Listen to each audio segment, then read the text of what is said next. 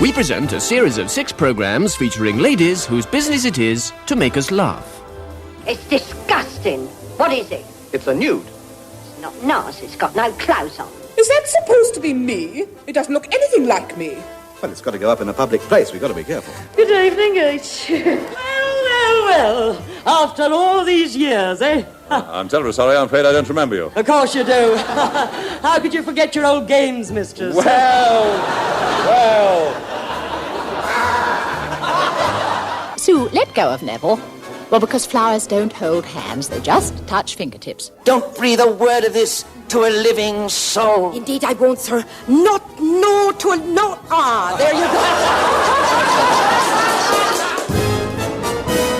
go. The Comedians, and this week, Irene Handl. What's your name, young man? Worth, Harry Worth. May I call you Harry? Yes, of course. I'd be very happy. Oh, that's lovely. Now, Harry, I wonder, could you direct me to a nice, respectable hotel for gentlewomen in reduced circumstances? Yes, I know one in the north of Scotland. Get moving. What sort of a child were you? How did you get on at school? Oh, I was awful. I stayed about half an hour in 300 schools. I was, short of a delinquent. I mean, they always expected me back at home. What, you had to be dragged there in the morning and you... Oh, dragged to my poor darling sister. I clung to every lamppost. I was terrible. I'm incapable of learning. I really am. I'm terrible, really. There's one sort of vast part of me missing. I was very unorthodox, especially in at that time. I just love life. I love animals and flowers and people, and I just full up with it. You're a very pretty child, I think. Weren't men always stopping to kiss you? Yes. I still kissed nearly every day in the street. Are you really? Yes. Well, I can understand it in a sense now, but the idea of some strange man stopping a teenage girl nowadays and kissing her... Well, I was so surprised when the family weren't very enthusiastic, you see, when old gentleman did this, saying I was like Princess Alexandra, the King Edward VII, when she came over from Denmark. And got lots of kisses, lots of offers of being painted in the nude. And he said that it was quite all right, there'd be nobody there but himself and all. And then I was so surprised when they said, you're not going after lunch. Oh! What's that? That is Aphrodite at the waterhole. What's he doing in here? Get it out of my house! Get it out of my house! It's not doing any harm. It's a work of art. Look, she's beautiful. I will not have these hawking great lumps of stone in my apartment. A flaming cheek. She's right above my bed, she is. Supposing she fell through the floor. Sometimes I wish... Look, Mrs. Cripper. How did you get it up here in the first place? I brought it up the stairs. It's in 15 bits held together with iron rods. Got it from the breaker's yards. The head is the foundation stone from the Dog and Duck up the road. Her left leg's a bit of the old war memorial, and the rest of it is made up of 6 chunks of town hall, 2 bits of railway bridge, and a lump of the public library. It's disgusting. What is it? It's a nude. It's not nice. It's got no clothes on. Well, of course it hasn't got any clothes on. She's a nymph. What's the point of coming up out of a waterhole with clothes on? Oh, you're impossible, madam. I've got no time for naked women without any clothes on. They're lewd. Now, I bet you that if they'd have had television when I was little, I bet I could have learnt by television, because I was avid to read. And avid, about these picture books of travelling and different animals. And I still am. I mean, I loved the world around us and all these things, For your enjoyment, we present the first of a new series, Hello Playmates, written by and including Bob Monkhouse and Dennis Goodwin, with David Nixon, Irene Handl, Pat Coombs, the BBC Variety Orchestra, conducted by Paul Fenoulet, and starring Arthur Esky.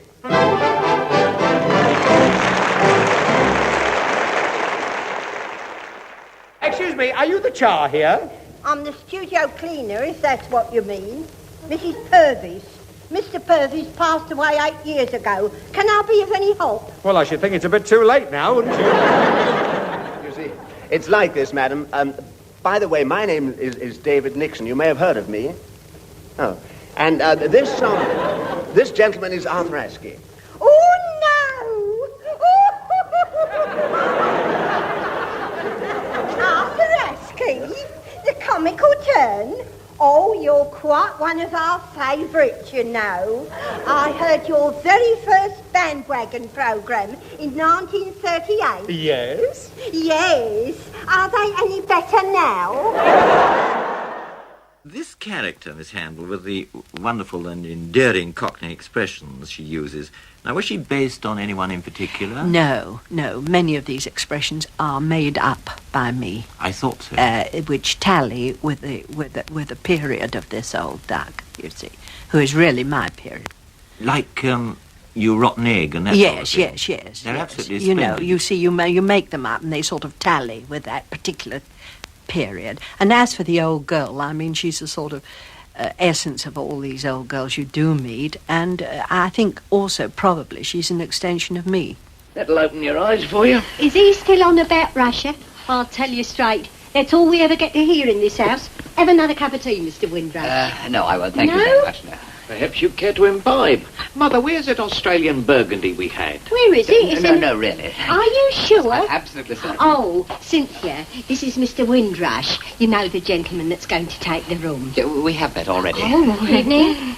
There's some tea for you. No, I can't stop. I'm off now.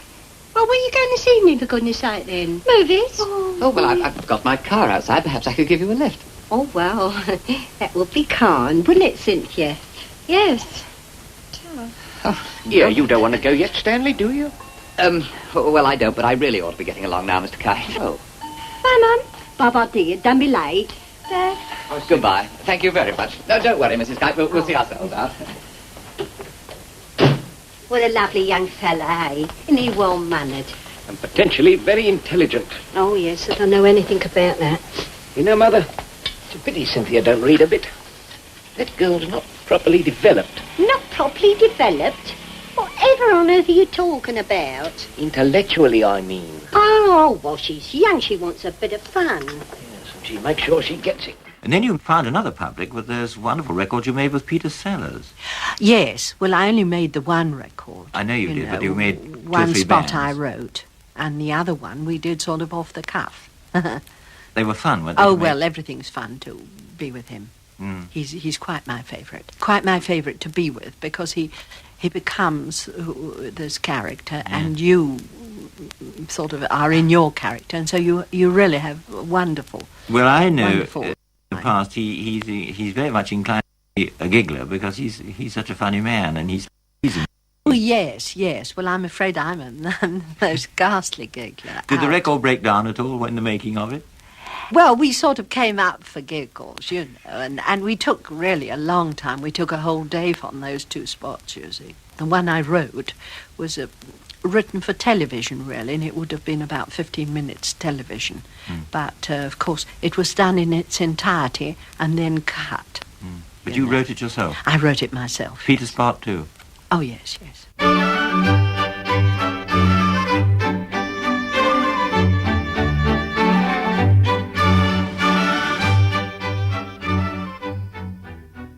Good afternoon.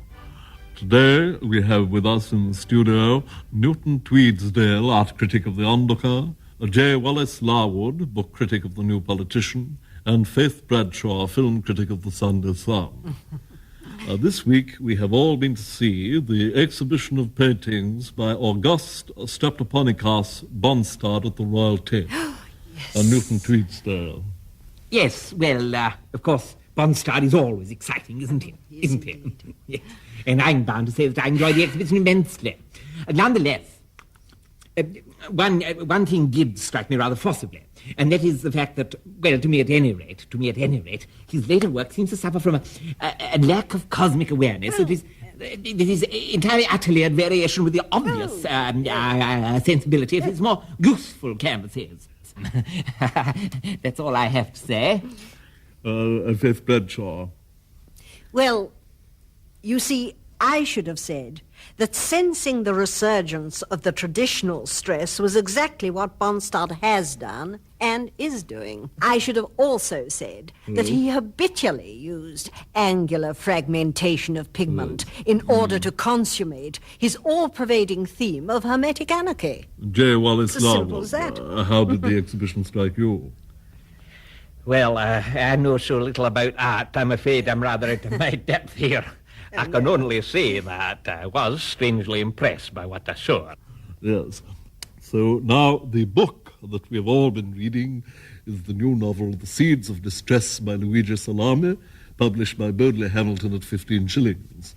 J. Wallace Larwood. Well, I've been reading Harmonium in the Dust by Eustace Grimes. Oh, I was told to read Tomorrow Was New Yesterday. You know, the translation from the Japanese by Lafon. I'm afraid that nobody told me to read anything at all. I didn't say what the point of talking about. Exactly. Oh, it seems to be a bit damn stupid, I must say. Yes. Oh, Rather awkward. Something has obviously gone wrong. Absolutely. And we'd better pass on quickly to the film that I do hope you've all been to see. Yes. Dear me, I should never live this down. Yes. The 7 Brave Tractor Drivers, which is being shown as part of the current Festival of Russian Films at Studio 9, Faith Bradshaw. Well, I'm going to be quite honest about this. I liked it. You liked it? Yes. Well. Yes, I did. I liked it. You have to be true about these things. There was a certain rugged earnestness combined with subtlety about I it quite that agree I about that. found wholly irresistible, but wholly irresistible. Well, it's interesting. In that outstanding scene alone, where the hero paces the pigsty alone as he wonders what to do. Yes. Well, the montage in that scene, you know, is so wonderful. It's so fulfilling due to the imaginative cutting of the highest order. Yes, it has That an scene, intrinsic value, well, I thought. I mean, it's utterly superb. Yes, The yes. camera appeared to flick, flick, flick, flick, That's like one of an the things that inquiring eye from Ivan's tortured face I to liked the about cobweb it. on the ceiling, exactly. Brilliant From cutting. the cobweb to the grandfather's wooden leg standing by itself in the corner. It's What symbolic. poignancy there! What a telling touch! You know, this to me, this is true cinema. Well, we must now bring the programme to a close. I'm terribly sorry about this mix-up. It is rather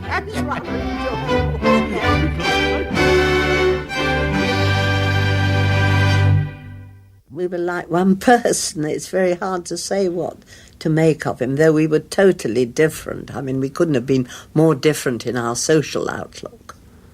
But as far as acting was concerned, we might have been Siamese twins. And yet he would seem, in personal terms, to have been a rather unhappy person. Yes, he was. Yes, he was. I think he was unhappy. I think he had a guilt complex about his first wife, and I think he thought he was a terrible, strict judge of himself, and he was always, I think in his heart of hearts, he never said this, but I always have an idea he was never pleased with himself. He was always thought he could have done a bit better and all the rest. But he was okay for me. I mean, you know, it was wonderful. We hardly ever met, but I did about 3 films with him, and then I wrote for him, you see, this album, and then I wrote just before his death, I wrote another album, spot on an album, 15-minute spot that was considered the best of it. I love to lay in my beddy by, dreaming my dreams. I wish that I could share your dreams with you. Now that I did not hear.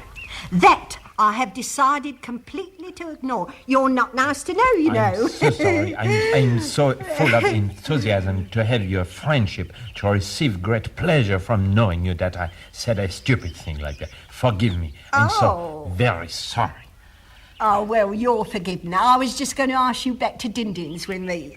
Well, I would love to come. Please ask me. They keep a smashing table at the Royalston, you know. We nearly always have a second vegetable and always croutons with a soup.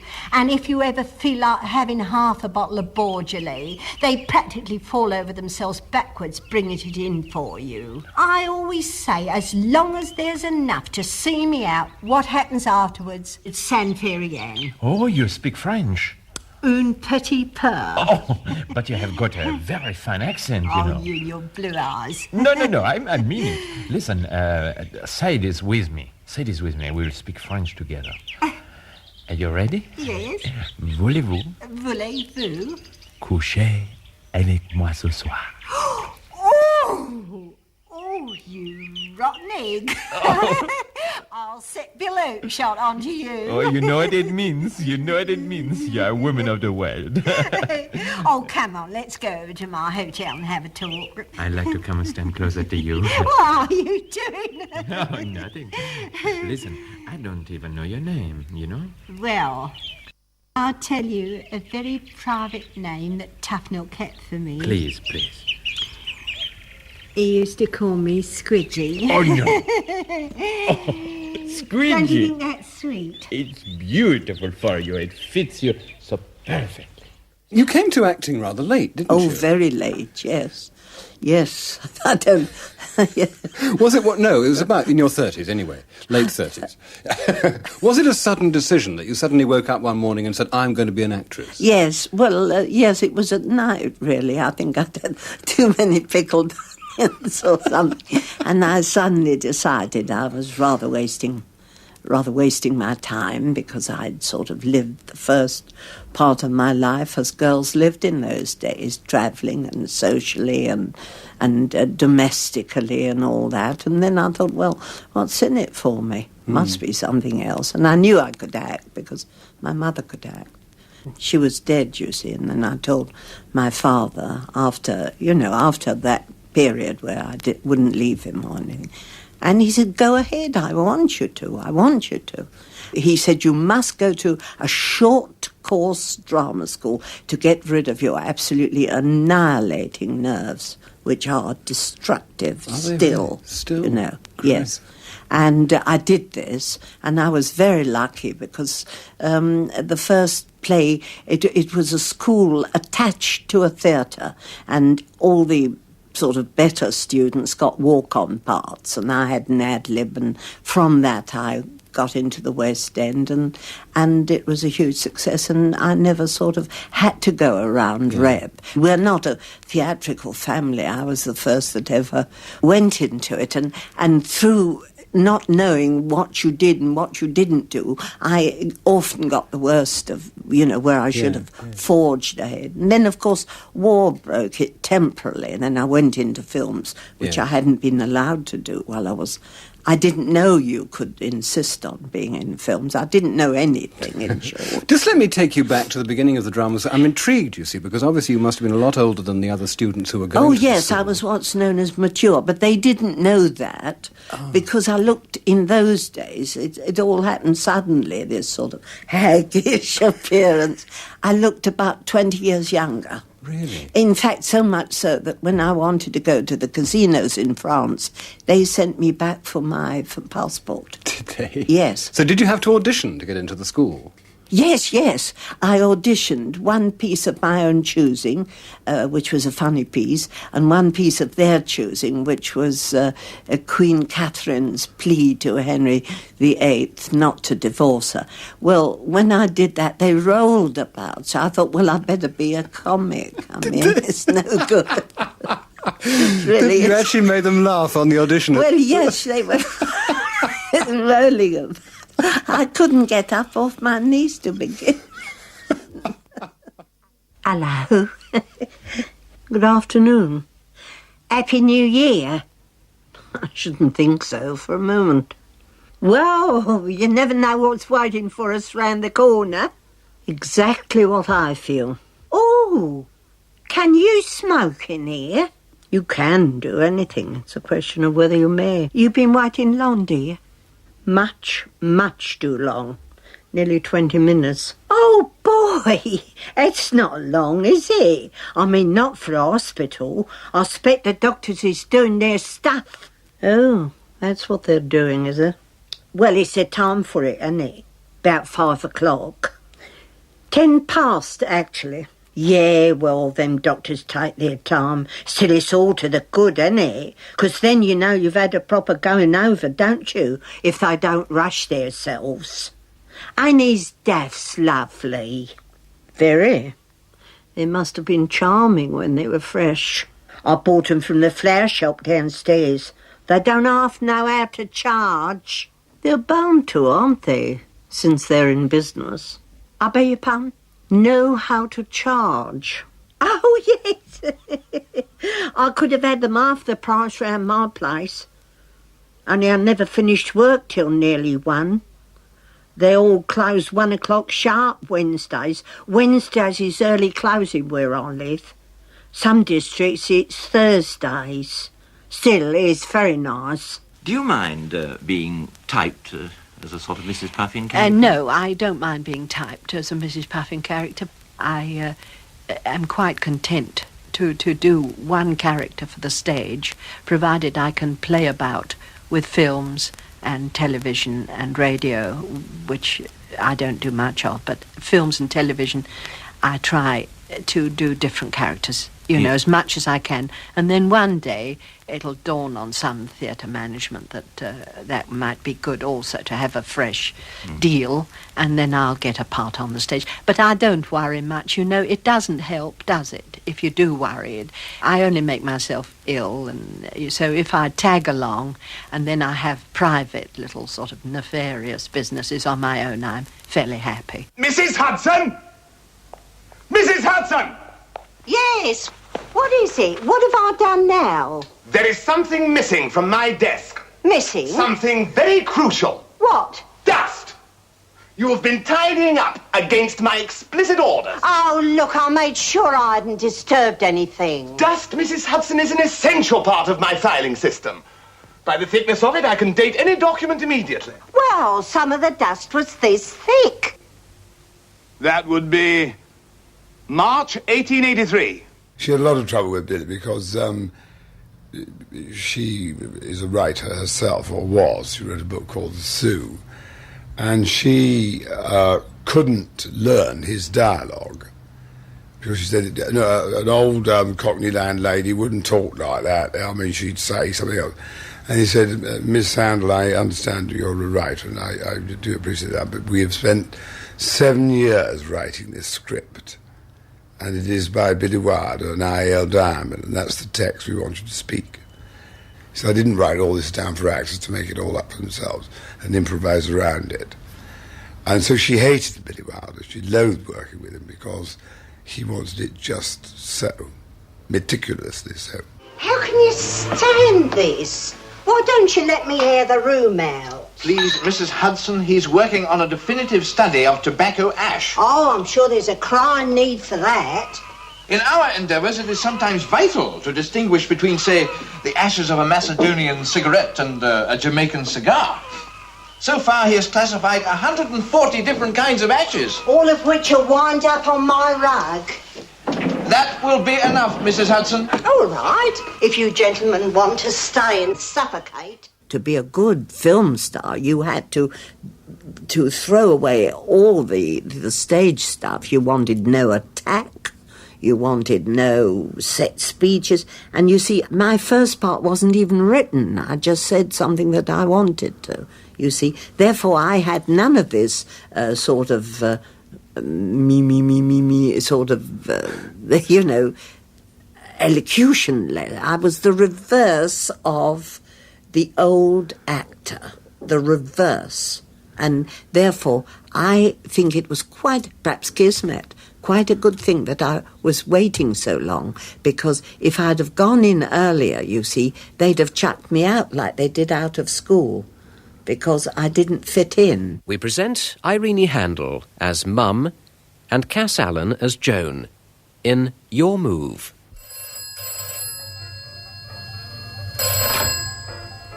Hello?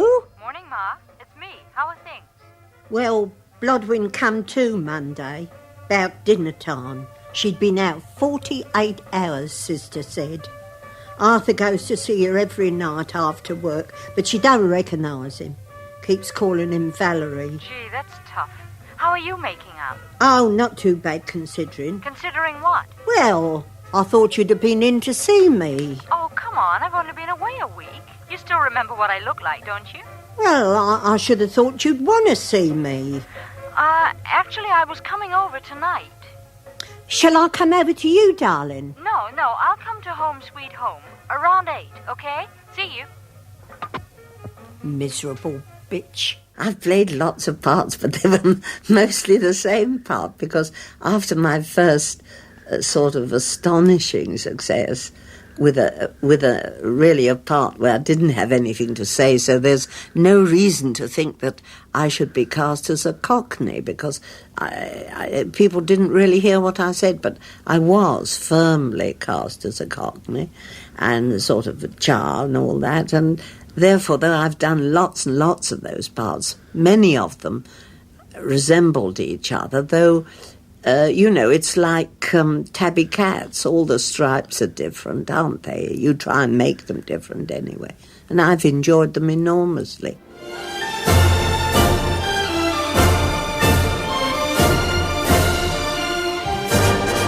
The Comedians was researched and compiled by Steve Archer.